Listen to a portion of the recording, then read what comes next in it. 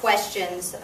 Also in the audience is Innovation Ohio's health policy researcher, Saperna Basketball, who's here, and she'll be able to walk you through any specific questions that you may have regarding specifically the prevention fund.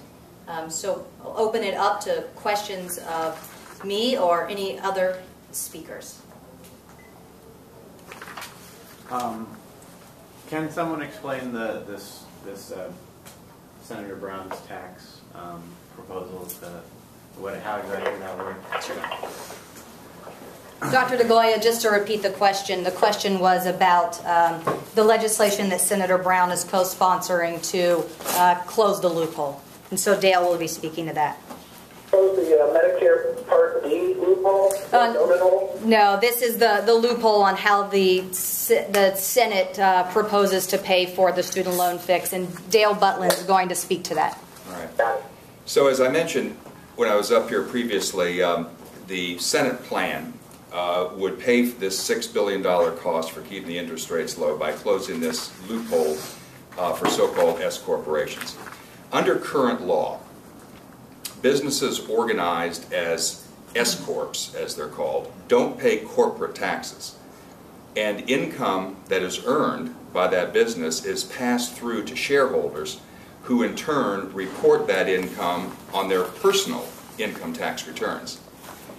But, and here's the loophole, if these shareholders are also employees, then they can opt to treat some of their income as business profit, not salary, which lets them escape paying payroll tax on that income.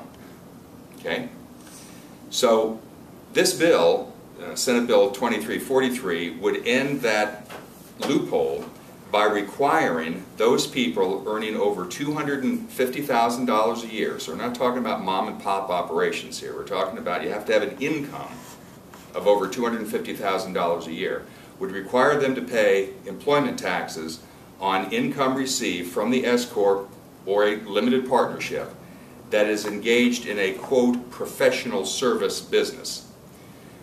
But this change is only going to apply to S Corps and partnerships in which more than 75% of the gross revenue that comes into that business comes from the work of 3 or fewer shareholders, and B, the provision of services like those involving lobbyists and lawyers. Okay? So,